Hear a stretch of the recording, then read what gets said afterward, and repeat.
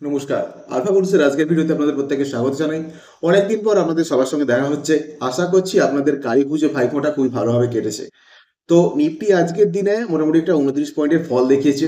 Overall কিন্তু 3-4 দিন থেকে নিফটি সাইডওয়েজই হয়ে আছে, যেটা আমরা দেখতে পাচ্ছি। আগামী দিনে সম্ভাব্য কত দূর যেতে পারে সেটা দেখা যাক। স্ক্রিনে এই মুহূর্তে আপনাদের সামনে আছে নিফটির ডেইলি চার্ট।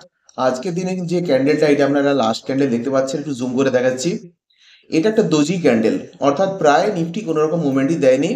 ওখানে যদি দেখতে পান তো একটা 29 পয়েন্টের ফল দিয়েছে, যেটা নিফটির পক্ষে কোনো ফলই বলা চলে না। এই যে আজকের দিনের ক্যান্ডেল দেখতে পাচ্ছেন, নিফটি এই মুহূর্তে একটি আনডিসাইডেড সিচুয়েশনে আছে। ওপরের এই যে লাইনটা আমি ড্র করেছি, যেটা আছে 26,064, মানে নিয়ার অ্যাবাউট 26,100 ধরতে পারেন। আর নিচের যে এই লাইনটা, যেটা আছে 26,809, সরি 25,800 নয়, মানে 25,800 বলতে পারেন।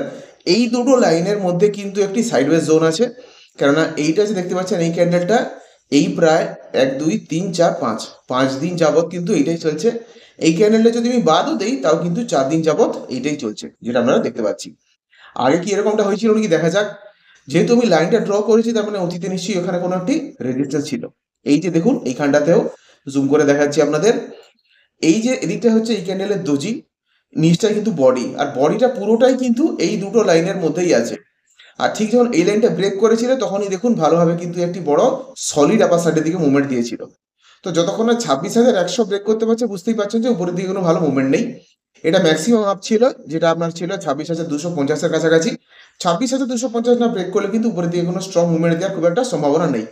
নিফটি প্রায় তার অল টাইম হাইয়ের কাছাকাছি এই মুহূর্তে ঘুরছে, দিয়ে একটা আনডিসাইডেড সিচুয়েশন চলছে এই মুহূর্তে। আজকে দিনে তাই দোজি ক্যান্ডেলই হয়েছে। বোথ সাইডের দিকে কিন্তু প্রেশার ভালোই ছিল, দেখে বোঝা যাচ্ছে।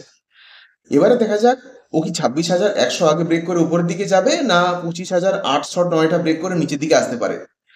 জুম আউট করে যদি আমরা একটা জিনিস দেখি, তাহলে কিন্তু একটা জিনিস দেখা যাবে যে এটা কিন্তু একটা স্ট্যান্ডার্ড আপ ট্রেন্ড ছিল নিচের দিক থেকে। এই দেখুন, এইভাবে উঠে একটু নিচে এসেছিল, আবার উঠে নিচে এসেছিল, আবার উঠে কিন্তু কন্টিনিউয়াসলি এখানে একটা বাধা পেয়েছে। তো অনেকটাই পরিমাণে নিফটি উঠে এসছে নিচ থেকে।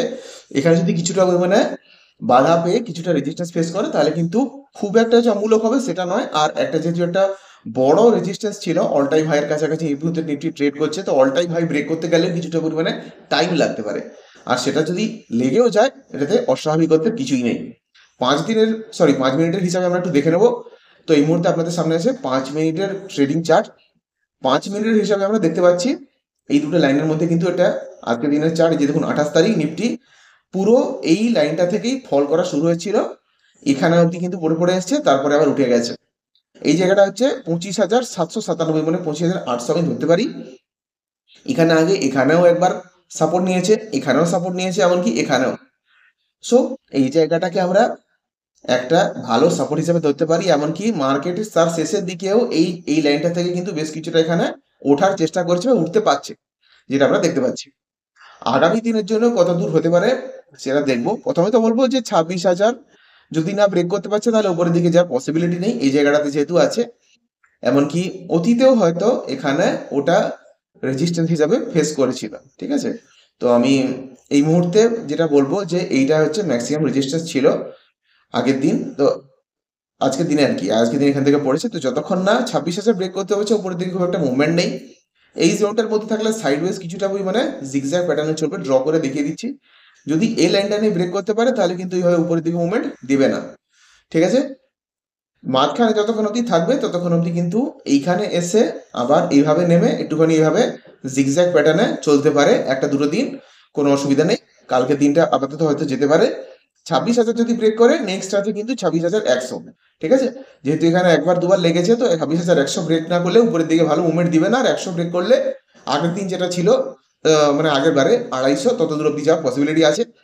নিচের দিকে যদি যায়, তাহলে কিন্তু 25,800 ব্রেক করলে এখানে আসবে এই জায়গাটার কাছে, যেটা হচ্ছে আপনার 25,700। 25,700 অব্দি যাওয়ার প্রবাবিলিটি আছে। এবারে দেখা যাক নেক্সট দিন নিফটি পারফর্ম কিভাবে করে। সো এই ছিল নিফটির অ্যানালিসিস। আশা করছি বুঝতে পেরে গেছেন। দেখা হচ্ছে আপনাদের সঙ্গে পরের ভিডিওতে। ভালো থাকুন, সুস্থ থাকুন।